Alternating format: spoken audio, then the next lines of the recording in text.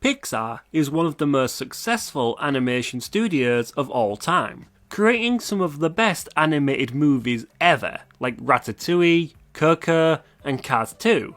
Oh wait, no, not that one. Over its 40-year history, Pixar has created over 30 feature-length movies and over 40 original shorts. With a catalogue so rich and lengthy, it's easy to forget some movies. When asked, most people will say that the best Pixar movies are something like Toy Story or Coco. Some also look to movies like Up and Wall-E. But there's one movie that I grew up watching and I loved this movie, and I still do to this day. It is a movie that I would consider to be Pixar's forgotten gem. And I mean, well, you've already read the title, so I guess this isn't exactly a surprise. It's Bug's Life. I like Bug's Life. But before I tell you why I think this movie is a gem, we need to understand how we got to this movie in the first place. So let's jump into my DeLorean and we'll go back to the beginning of Pixar. Pixar started in 1979 as the Graphics Group, which was part of Lucasfilm's computer division, which specialised in special effects and 3D models, which included the Genesis effect, which was used in Star Trek II, The Wrath of Khan. Anyone remember that? Because I don't. In 1984, Lucasfilms hired the animator John Lasseter, who's a great guy. Oh, come on! He created Pixar's first short film, which was The Adventures of Andre and Wally B. By today's standards, it's not much, but this short was groundbreaking back in the 1980s. Around this time, Pixar became its own independent company too, after George Lucas's divorce threatened the whole company to be sold. Lucas began looking for some investors, and one man who stepped up was Steve Jobs, who had recently just left Apple. Jobs purchased this computer division for $5 million and renamed it to Pixar. Around this time, Pixar continued to release successful animated shorts, such as Dinosaur Jr, which of course features the iconic lamp mascot. We also got one of my personal favourites, Red's Dream, and of course Tin Toy, which features that terrifying baby. What the fuck is that? And of course, Knick Knack. I remember watching these shorts constantly as a kid on the Pixar Shorts VHS. Anyone remember that on VHS? Anyone? Oh my god, I'm pushing 30. Pixar also worked on commercials around this time too, for products like Listerine, Tropicana, and even Toys R Us. Rest in peace, King. This was all well and good, but in 1994, Pixar didn't really have much to its name, and Steve Jobs was considering selling the company. But Disney at this time wanted John Lasseter back, after firing him years before, for pitching the idea that The Brave Little Toaster should be the first computer animated movie. How the turntables, huh? Disney approached Pixar to make the first computer animated feature film based off the Tin Toy short, but they wanted it to be an edgy movie. And well, that didn't work. Original drafts for the movie, Woody is the biggest jerk of all time. Just take a look at this. Slinky! Slinky! Get up here and do your job! Are you deaf? I said take care of them! I'm sorry, Woody, but I have to agree with them. I don't think what you did was right. What? Am I hearing correctly? You don't think I was right? Who said your job was to think, Spring Wiener? Well, I just thought that use this vast reserve of brain power to consider this for a moment. If it wasn't for me, Andy wouldn't pay any attention to you at all. In fact, my sketchy friend, you would have been hauled away to Goodwill a long time ago, so shut your mouth and get them off the bed. He's an asshole. Obviously this wasn't going to work, and Disney considered abandoning the film, but Pixar did another script and pitch. This time Disney was impressed, which led to Toy Story, which Toy Story was a huge risk back in 1995. Nobody knew if this movie would work, and in November of 1995, Toy Story was released, making over $300 million, making it the second highest grossing movie of that year, behind Die Hard with a Vengeance for some reason. It was without a doubt that Pixar was now here to stay. And in 1998, Pixar released its second animated movie, which is the subject of today's video, A Bug's Life. A Bug's Life was pitched during a 1994 lunch meeting with the top dogs at Pixar, John Lasseter, Andrew Stanton, Pete Docter, and John Ranft. Movies such as Monsters Inc. and Finding Nemo were also pitched at this lunch. What the hell were these guys eating, thinking of these masterpieces in one sitting? A movie about ants was pitched due to the simplicity of the designs, which I mean they're pretty much just two blobs, legs and antennas. Now Stanton and Ranft suggested looking at the Aesop fable, The Grasshopper and the Ants, which Disney did make an animated short based on this fable back in 1934. Also in the 1980s, Disney wanted to make a movie about a pacifist ant living in a militaristic colony, but of course this never happened. In the original fable of The Grasshopper and the Ants, the grasshopper is too busy dancing and playing music during the summer, and he needs to beg the ants for food during the winter, which of course he is turned down, and the moral being of hard work and preparation for the future. The writers at Pixar then thought, what if the grasshoppers just stole the food from the ants? With the threat of violence, if food wasn't provided, and boom, there we go, the main plot for Bug's Life was born. Now the plot of the movie goes like this. A colony of ants are under, I guess you could say, dictatorship of the grasshoppers. They're working themselves to exhaustion to provide food for the grasshoppers before they can even find food for themselves. The protagonist of the movie is Flick, who's played by Dave Foley from Kids in the Hall. Flick is ambitious, but he's very clumsy, often causing more trouble to the colony than helping them. Now during the harvest of food gathered for Hopper and his gang, Flick accidentally knocks the entire stash off a cliff into water, leaving the grasshoppers without any food. Now furious at what's happened, the leader of the grasshoppers and the main antagonist Hopper gives the ants a second chance to gather twice as much food before the last leaf falls in autumn. Now Princess Atta and her council need to decide Flick's fate, but Flick gets this crazy idea to go beyond the colony and find some bigger bugs to help them fight the grasshoppers, eliminating the threat for good. Surprisingly, Flick is granted his request, as the colony don't think that Flick will ever return, which would of course rid them of his trouble for good.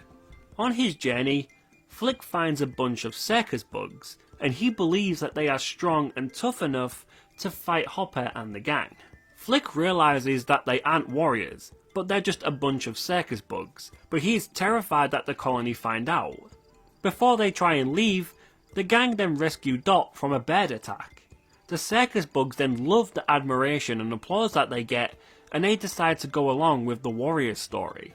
Now the plan to get rid of Hopper is building a fake bird that will scare him away, because Hopper is terrified of birds. But as the final fight draws near, P.T. Flea arrives, who is voiced by John Ratzenberger, and he tries to convince the bugs to return to his circus, which destroys the illusion, and now Flick is now banished from the colony, because he lied. Of course Hopper and his gang arrive, and it's complete chaos. The ants are running everywhere from the invasion, and Hopper makes it clear his intentions to squish the queen ant. Dot then convinces Flick and the circus bugs to return to help. The story she tells them convinces the gang to return for the final fight. Now at first, the fake bird actually works, and it scares Hopper. But P.T. Flea is also terrified, and he sets the bird on fire, revealing that the ants are controlling it. Flick then does what no one's done before, and he stands up to Hopper. This convinces the colony that they have power, as they do outnumber the grasshoppers, and strength definitely comes in numbers. This leads to Hopper flying away with Flick, leading to a scene that truly terrified me as a kid. Hopper and Flick land near a real bird's nest, but due to the fake bird earlier, Hopper thinks that it's just another decoy. But it's not, and Mama Bird picks up Hopper and he is devoured by the baby birds. This terrified me, man, but it's a very fitting end to Hopper. Hopper is one of my favourite Pixar villains.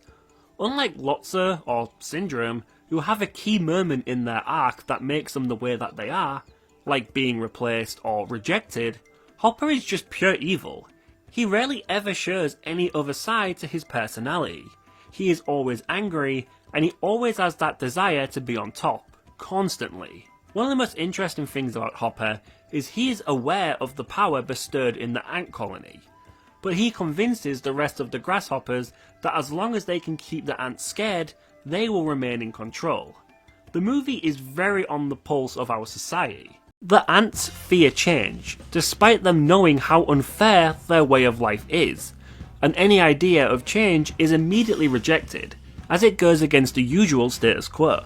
I love this scene where Hopper explains how fragile their position is at the top.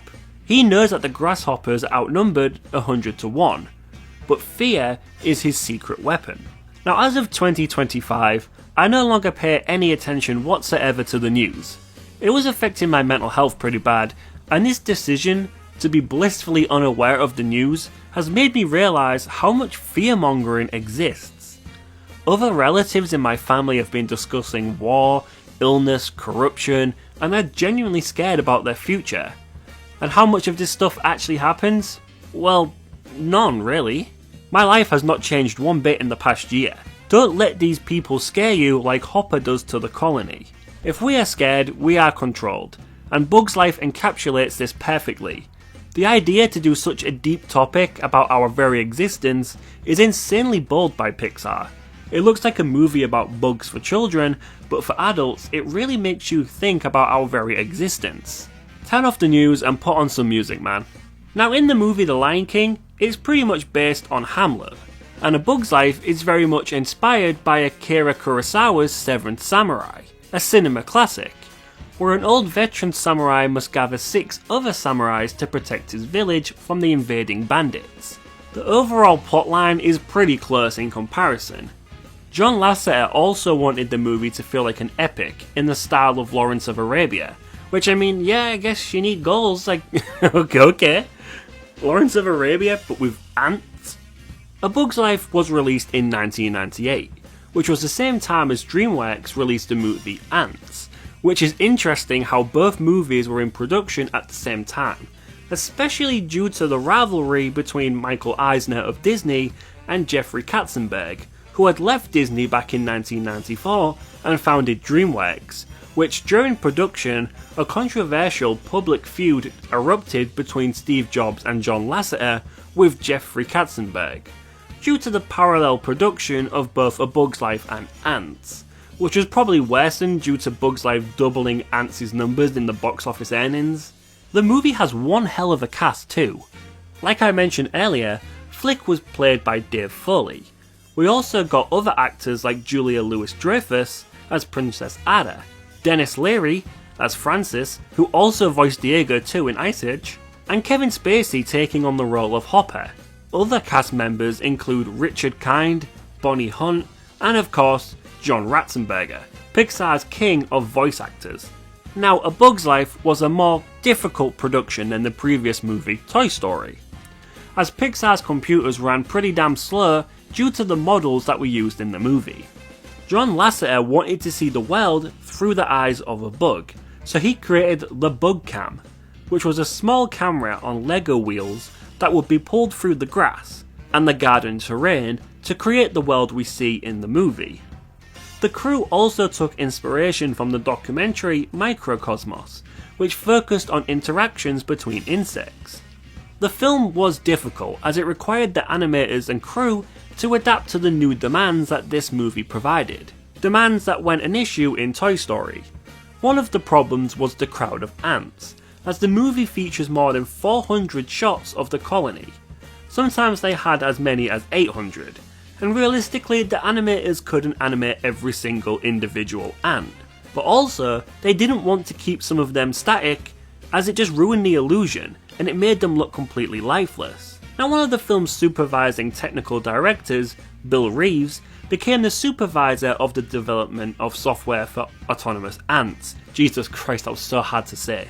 This would include animators animating 4 or 5 groups of around 8 individual ants, which would be randomly distributed throughout the set, which allowed for a more natural look to the colony without anything looking odd or dormant. This program also allowed the ants to be modified so no ant looked the same in height, build or shape. This movie has a great musical score, and it was composed by Randy Newman, who was returning after a very successful score on Toy Story.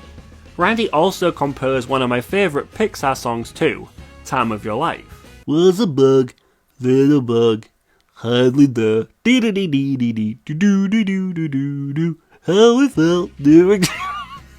It's film was accompanied by a classic Pixar short too, Jerry's Game. The plot features what appears to be two guys playing chess, but it's revealed to just be Jerry playing by himself in the park. There's not much to it, but it is very nostalgic for me. I remember this very well. A Bug's Life opened at number 1 at the box office, beating other movies such as the Rugrats movie and Babe, Pig in the City, and it grossed a total of $300 million too. In the almost 30 years since its release, A Bug's Life is regarded by critics and fans as a forgotten movie, due to the success of other movies such as Toy Story 2, Monsters Inc., Finding Nemo, and The Incredibles. But despite this, A Bug's Life is crucial for Pixar's development as a company. New animation techniques were made for this movie to bloom, and despite its critical and commercial success, I feel like this movie should be shown a lot more love. And at the time of making this video, it is the only Pixar animated film before Disney purchased the company that has not yet received any sort of sequel whatsoever. I mean, they do appear in the credits of Toy Story 2, where they believe that they are getting the sequel, which they're not, and they get brutally karate chopped by Buzz. Many people say that this movie is the studio's sophomore slump. The studio is on such a high after Toy Story, but they failed to live up to the first movie. But in defense of this movie, it is sandwiched between two of the greatest animated movies of all time. And it was involved in the controversial Ants feud, so I guess that could be a huge reason to why this movie has been forgotten in recent years. Like other movies of its time, A Bug's Life got itself a game released by THQ. The Bug's Life game is very nostalgic to me. I played this to death as a kid, but on replay, it's probably not that great, especially since the Toy Story 2 game is an absolute gem which came out like the year later. So overall, A Bug's Life was way ahead of its time. The animation was revolutionary, and the hidden themes of standing together to overthrow a corrupt leadership has allowed this movie to still hold up by today's standards. Its themes become way more relevant every day, and despite many fans of Disney and Pixar forgetting this movie, A Bug's Life does hold up. So if you haven't seen this movie, or you haven't watched it in a hell of a long time, it's on Disney Plus right now. Go check it out if you haven't seen it. You may be surprised how well this film holds up, in quality and its morals too. And that is the end of today's video. I haven't made one of these in a long time because I've been very busy working on just a giant retrospective for the Muppets, which is going to be like 3-4 hours long. I've had to do so much research and I'm still so far away from completing that video, so I decided to take a little break from it and make something else. I have been on a Disney binge lately in Pixar, so this only felt right. I really enjoyed my rewatch of this movie, so I had to make a video talking about it because I do genuinely believe that it is the most underrated Pixar movie. If you enjoyed, leave a like and subscribe, it helps immensely, and hopefully it won't be too long before I see you guys in the next one. Cheers.